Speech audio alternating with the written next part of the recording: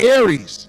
Yeah. And I don't even say people's name, but if you got something to say about him, say it, because I know Aries is a boy.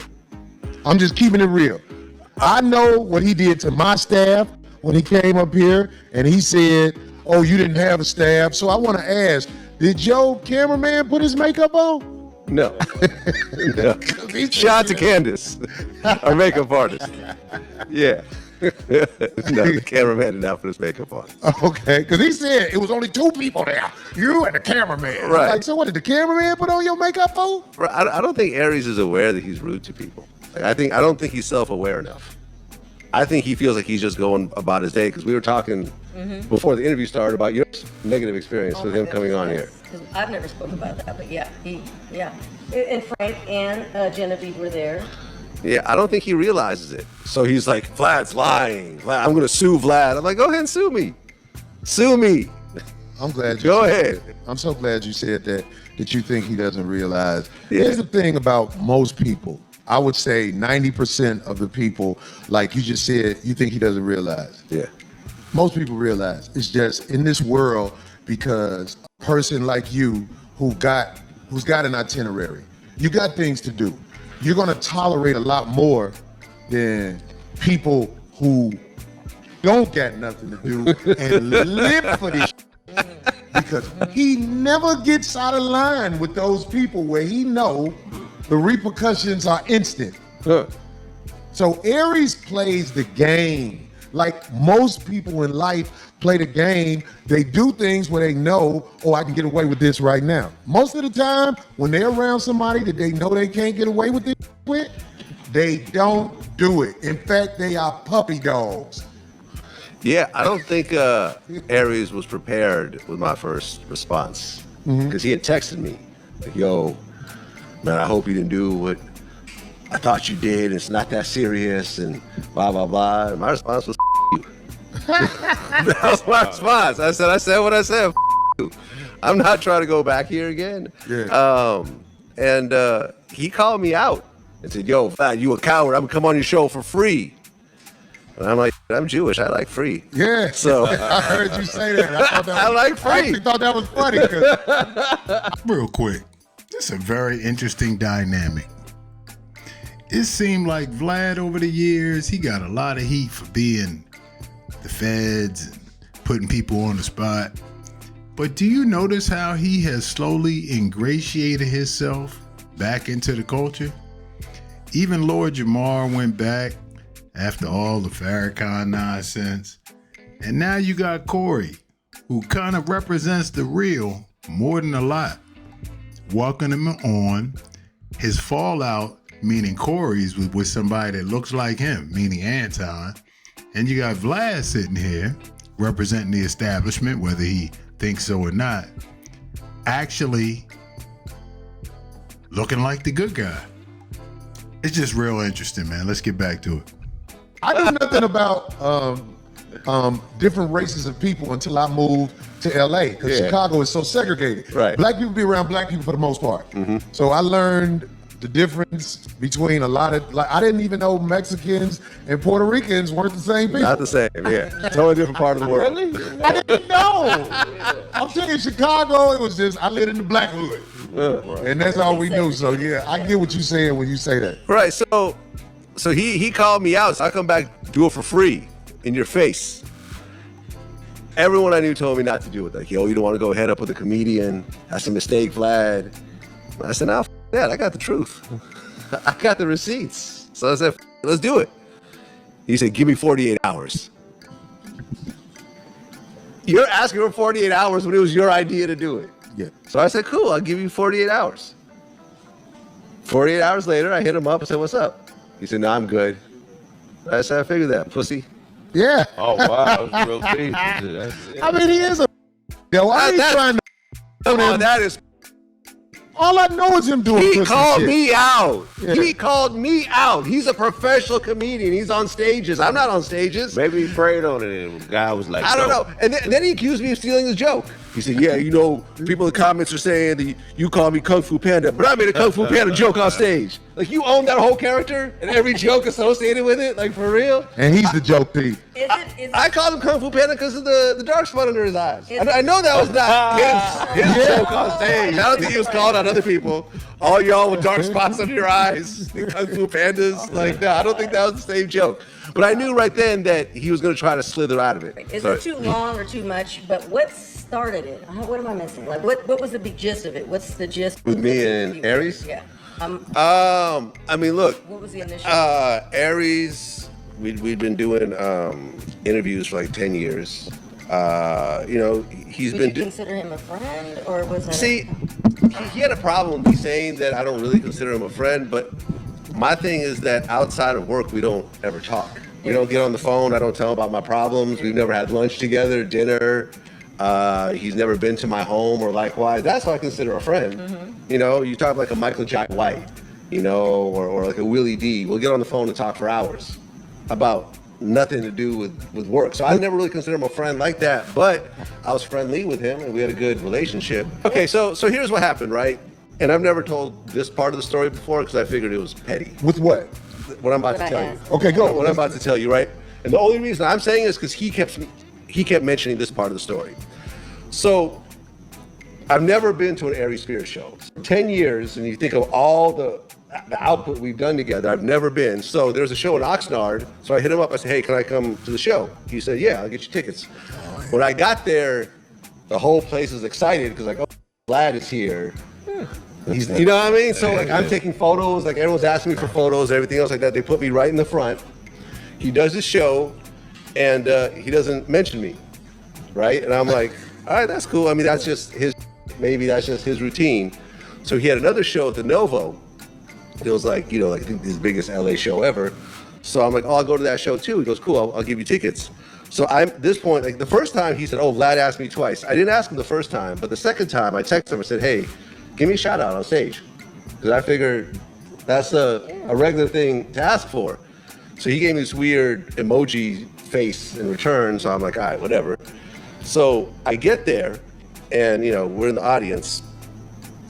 Ryan Davis comes out as a guest appearance on the show. And the way they introduce him is quoting me. They said, Aries Spears or Ryan Davis. Like they're actually quoting my viral interview when they bring him on stage. I don't know if you saw what I'm talking about, right? Right. When are you talking about when Aries Spears was talking about Ryan Davis? He kept better than everybody. He kept picking him, but it was that was my interview. So he's like quoting me on stage, right? Right. So Ryan Davis comes out, he kills it. Aries Spears comes out, does his thing, you know, he has a good routine. Once again, doesn't mention me, right? So I'm like, okay, that's cool. In my mind, I'm thinking I'm never gonna ask for a shout out. I asked one time, he didn't do it, cool. But I figured once again, this is just his show. I don't have a say what goes on in his show.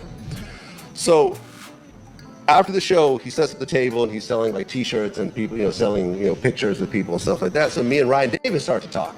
Me and Ryan, I was the first person to put him on a big platform. His first interview on a big platform was vladtv. Okay. So we hadn't seen each other in like, I don't know, like 6 years. So we're like catching up. He's like, oh, like, he's like, yo, man, thank you so much for putting me on back then. You know, and I'm like, yo, you've blown the up since then. Congratulations. And he's like, yeah, I saw you in the audience, but I didn't say anything because I didn't know whether you wanted everyone to be there. And Aries is standing like right here while we're talking. And Aries said, oh yeah, Vlad would have loved that. And I'm like, what type of bitch ass comment is that? Like you're reveling in the fact that someone doesn't notice me. And then, so I'm talking to Ryan and people are taking pictures with Aries, but they're asking me to be in the picture. So I'm like, all right, I jump in the picture. I go back talking to Ryan, you know? So this happens and I come to find out and like, I'm feeling uncomfortable back here. Yeah.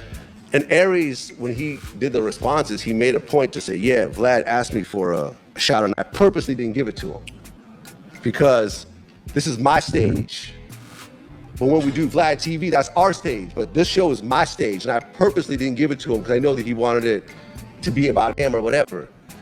And the thing that Aries, I don't think realizes is this, right?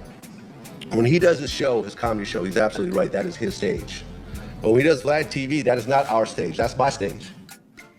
he's coming to my studio. I ask the questions, and most importantly, I have final cut in terms of what comes out. And the last maybe 25 times that Aries has been on my show, at the end he said, "Hey Vlad, can I shout out my podcast? Can I shout out my podcast?" And every time I say yes. That's called professional courtesy. When you with people, you give them little things like that because you with them. And we The one trying to time- promote our shit. Right. Yeah. I don't give a fuck about that podcast, but he asked me, so I said yes. But the one time I asked him for a shout out, he made it a point to say no. And even celebrating someone else not doing it. And at that point, I realized I'm dealing with a different type of person. I'm not dealing with someone who I like to deal with. Yo, Aries looking bad right here, boy. You see that haterade come out. And Aries do have that demeanor, though. He always seemed like the grumpy dude, you know what I'm saying, who seems kind of mad because he didn't get to the heights of, say, Kevin Hart, Eddie Murphy. And he been around for 30 years since Def Comedy Jam, and he always seemed to have that underlying bitterness. Or like when he make a comment about somebody or even a joke, it seemed like it's mean-spirited. And now it all comes out. So if you felt this way about Vlad all that time and you still going on this platform because it benefits you, you can't come out now with all these receipts on how Vlad is this and Vlad is that. So that's the interesting dynamic, because people draw a line and they pick sides and it'd be, well, Aries a part of the culture, let's back him up. And Vlad is, he with them people, he part of the man and all this other. But honestly, man, it's just pure hate on Aries' part, and he really looking bad on this one. I don't know if they're going to be able to patch it up. We're going to find out, because they break up the makeup in this industry all day and night. So, but let's get back to it, yo. Because I don't give a about that podcast, about that shout out, but it's like the way I was treated. And then when they did the response to me, his bum ass partner was like, yeah, Vlad was back there trying to hang out with us, jumping in the pictures with us. So I'm like, I'm not jumping in these pictures. Hold on, you talking about the guy Yeah. it's open for? Yeah, Andy. So look, It's like, yo, can you like, speak I don't- honestly about Andy? Like, you saw Andy perform? I saw Andy perform and I thought he was okay. And I did call Aries the next day and I say, listen, his timing needs to be improved because he's rushing through his stories and he doesn't really have a lot of crowd control. I didn't say he was trash. I kind of put a little extra on that. But I'm saying me and Aries had that conversation. Aries was like, yeah, I know what you mean. He agreed with me. Well, I know Aries is not going to have anybody funny going up in front of him. And he said that. He's basically said that. Is it true? Like, I was talking to someone, I don't want to say who, but he told me that when Aries performs, he contractually requires no black comedians for him. He said Not this. just the opener, but the actual. Aries has said this. I don't want anybody black going up on the show with me. Yeah, there go that hater gene again. He don't even want his own folks to come on, give him some light, because he fear they might outperform him. What type of insecurities he got? And I don't like getting in people's head, because when it's an online persona, you don't know these people personally or nothing. I'm just going off the behavior. And there seems to be some insecurity. It seems to be, like I said, he didn't get to the heights that he would want to get in his career. And now everybody else got to pay for it. It's just bitterness, man. That's what it seemed like to me, man. I don't know. Let's get back to it. That's lame. But do you know this is all insecurity and lack of talent? I mean, because Aries is great at doing impersonations.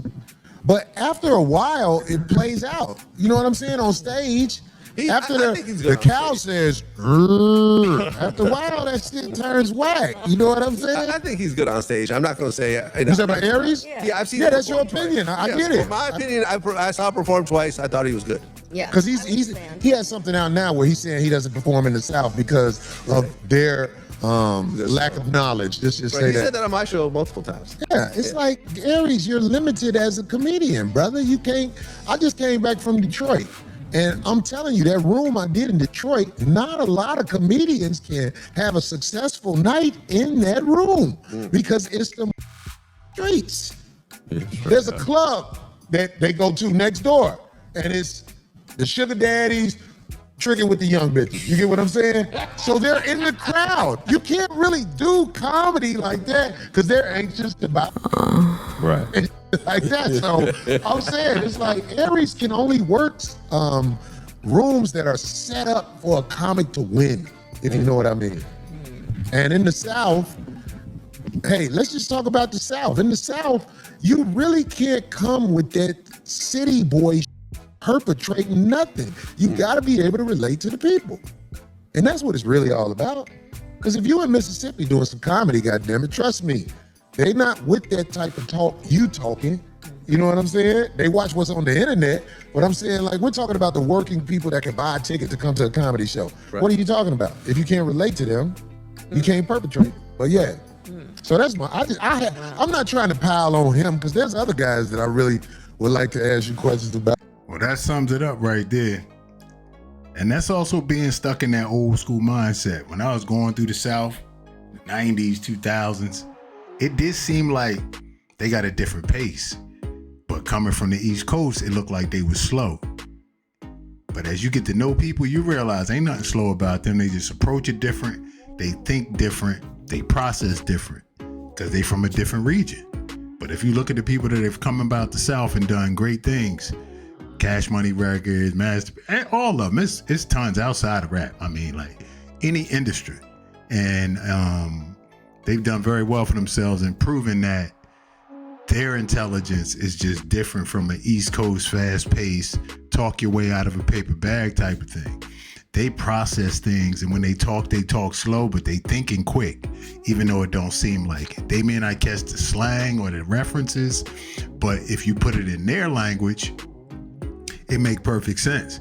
And it go the opposite too, because when I listen to them, they saying something deep, and it made me seem simplified. And then when I break it down, it's like, yo, they coming with something. So for him to be stuck in that mindset, plus all the haterade, man, it's a bad look. We'll see if he respond. Yeah, he gonna have to save face on this one. It's not looking good out here. So anyway, man, it's your boy Del. No problem saying everything. NPSC Second Take.